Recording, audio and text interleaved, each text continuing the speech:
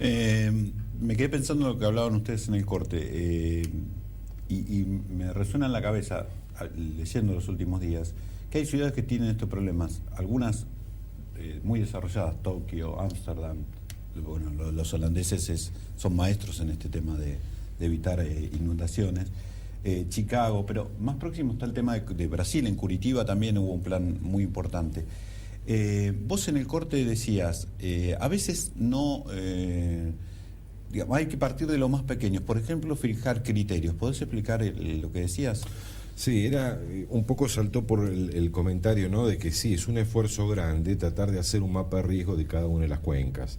Pero hay ciertos criterios que deben definirse de manera general y muchos de esos criterios dependen de reparticiones públicas que los tienen que definir. Por ejemplo, no construir sobre una planicie de inundación, o por ejemplo, cuánto es digamos, cómo deben ser los puentes que atraviesan una cuenca. Entonces hay criterios técnicos que se deberían definir.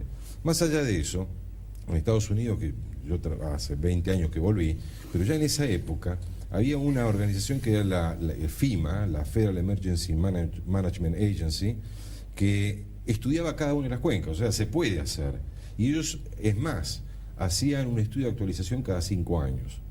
Pero bueno, de cada una de las cuencas, y contrataban y se hacía, y aparte había un sistema de seguros asociado a los riesgos que se corrían. Sí, me da la sensación de que lo más importante es la decisión, porque después si empezás y decís, bueno, tengo plata para empezar con las ciudades de más de 200.000 habitantes, y arranco con eso. Sí, pero por lo menos arranco, ¿no es cierto? Hay otra cosa que tenemos que tener en cuenta también con las inundaciones y de lo que vos hablabas de los niveles de recurrencia, cómo uno diseña las obras. Hay eventos para los cuales no hay obra que te va a evitar las inundaciones. Eso es correcto. Por ejemplo, en La Plata, ahora, después, la lluvia de La Plata fue una lluvia muy grande. Tenemos el gráfico de cuánto fue. Sí, fue casi 400 milímetros en el lugar donde se pudo registrar. Particularmente, lo interesante fue que hubo... Así lo tenemos, 392,2 milímetros en el Observatorio de La Plata. Lo interesante es que eso fue un valor que se pudo registrar y justo estaba el aparato de medición en el lugar donde fue...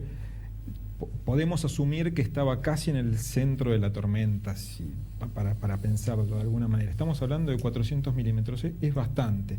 Pero este tipo de eventos no solamente tiene que ver con la cantidad, sino que son eventos por ahí que ocupan poca superficie espacial y se pueden dar en cualquier lado. Si un evento de estos cayera en cualquier otro lado, también generaría desastres. El tema es que cuando vamos al diseño es imposible por ahí diseñar para este tipo de situaciones, y también lo que hay que informarle a la gente es que más allá de que se hagan las obras, puede haber situaciones que aún con todas las obras puedan afectar a un montón de gente. No, eso está claro. Entonces hay que explicarle también a la gente dónde, más allá de las obras que se tengan que hacer, que se puedan hacer, que se deban hacer, también que puede haber unos aspectos residuales que para... Pero yo leía días atrás, por ejemplo, la experiencia de Holanda, que la publicó precisamente el diario La Nación, y hablaba, por ejemplo, de una forma multiplural de atacar el problema, donde había que hacer diques o puentes o reservorios, se hacían, pero además están devolviéndole el cauce, tratando de devolverle el cauce natural a los cursos de agua. Digamos, están atacando el problema de distintas maneras. La sensación acá es que no se ataca de ninguna. Y yo lo que quiero preguntarles es cuánto de estos reincidencias tiene que ver con desidia de la propia población, que a veces tiene conductas, por ejemplo, lo de la basura, ¿no es cierto? Se arroja basura en cualquier lugar, eso va, tapa los desagües y genera también problemas. ¿Cuánto tiene que ver con la falta de planes de obras chiquitas? Lo que vos decías, esto de que, lo decías, perdón, en el corte, pero decías, esto de que se estén revisando los desagües y se hagan las cuencas o en los caminos de tierra, que las zanjas estén realmente desmalezadas y esa clase de cosas, y cuánto tiene que ver con obras de infraestructura realmente importantes y digamos una aproximación al tema mucho más abarcativa y general.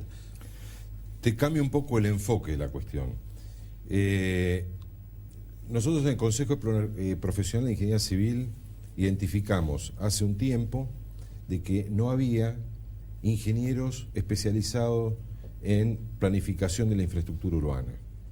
Creamos una maestría, juntamos 2 universidades nacionales, caso único, una maestría que está dictada por 2 universidades nacionales, la Universidad de Buenos Aires Y y la la UTN, Universidad ¿no? Tecnológica, la Tecnológica, y con el auspicio y el sponsoreo del Consejo Profesional. Invitamos a cantidad de organismos públicos y tenemos 30 estudiantes del posgrado. Sin embargo, la respuesta desde las municipalidades y de los organismos públicos fue prácticamente inexistente. Entonces solamente 5 instituciones mandaron a alguien para que estudie cómo planificar la infraestructura urbana. Entonces eso explica un poco el problema. Creo que no hay conciencia de la necesidad que tenemos de tener gente formada en estos temas. Y es un poco paradójico también, y discúlpenme que me alargo un poquito, la paradoja está en que hay necesidad de ingenieros. Hubo un bache generacional, no hay suficientes ingenieros, probablemente según nuestras estimaciones necesitemos el doble de los que actualmente tenemos si entramos en un camino de crecimiento, digamos, de niveles históricos. Sí. Y sin embargo, no están participando los ingenieros en las planificaciones, en las tomas de decisión y en la asignación de los recursos, porque esa sucesión de obras tienen que estar integradas en un plan y hay que ir dándole una prioridad asociada a un recurso, una cantidad de plata. Probablemente debamos ser realistas e involucrarnos más en tratar de, al menos, si no podemos participar, en informar a la gente que tiene que tomar las decisiones. Sí, bueno, precisamente yo lo planteaba al comienzo, me parece que no está en la mesa de prioridades de los políticos, no está claramente esta cuestión, o por lo menos no aparece, por eso la idea de plantearlo. Yo te repito la pregunta, ¿cuánto es de desidia de la gente y cuánto es de falta de políticas del Estado? Las inundaciones son la concurrencia de todos los efectos. ¿Qué sé yo? Vayamos al caso que vayamos. Hoy Luján, tenés la cuenca, el río, la intervención en el río, quizás la demora en la definición de políticas. Recién ahora por ahí se están entablando algunas obras de limpieza que son medidas paliativas hasta que haya una definición de obras correctas, pensadas a nivel global. El río responde a una cuenca, el río no es de un partido. Están los temas entre los municipios, Sí, está bien. Ahora, los intereses. Déjame hacerte la pregunta más práctica. Si vos estuvieras frente a estás hoy y te viene la autoridad, el gobernador, y te dice, ¿qué tengo que hacer? ¿Qué le decís? En el caso del río Luján. En el caso del río Sí. Luján, me pareció bárbaro, pero tardío, el tema de hacer un plan de la cuenca como para ver qué obras hacer. Porque uno no puede hacer obras por hacerlas. A ver, sí, yo sé que si limpias las márgenes del río, el río va a tener mayor capacidad de descarga. Si sacamos algunas cosas que están en el río, va a tener mayor capacidad de descarga. Si hacemos alguna acción en la cuenca para evitar que la gente, por la siembra directa, por el cambio en el uso del suelo, la escorrentía sea mayor, también. Si empezamos a ver el tema de la afectación de las urbanizaciones en las márgenes de los ríos, es una cosa que también tendría que evaluar. Ahora, para la solución seguramente va a depender de involucrar todos esos factores y analizar cuáles son las mejores alternativas. Una vez que uno sabe eso, uno sabe cómo invertir, dónde está lo prioritario, y creo que ese tipo de cuestiones, en un caso como el del Luján, es básico. Lo que pasa es que eso lleva tiempo y la gente también necesita soluciones también rápidas. Hablando de tiempo, se me acabó el tiempo. Vos querías decir algo lo más breve que posible. Sí, yo soy un poco más duro con el Estado.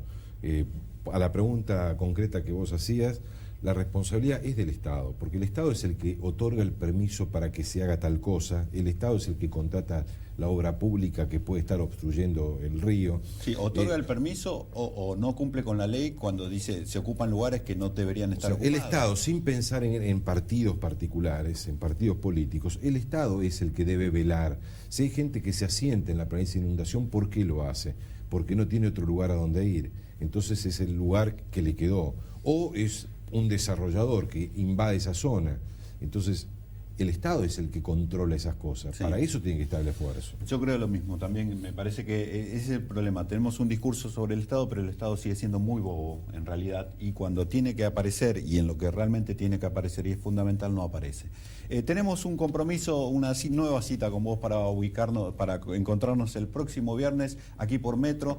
Gracias a ustedes, esperemos, me quedaron cientos de preguntas por hacer, pero bueno, será en otra oportunidad. Hasta la semana que viene.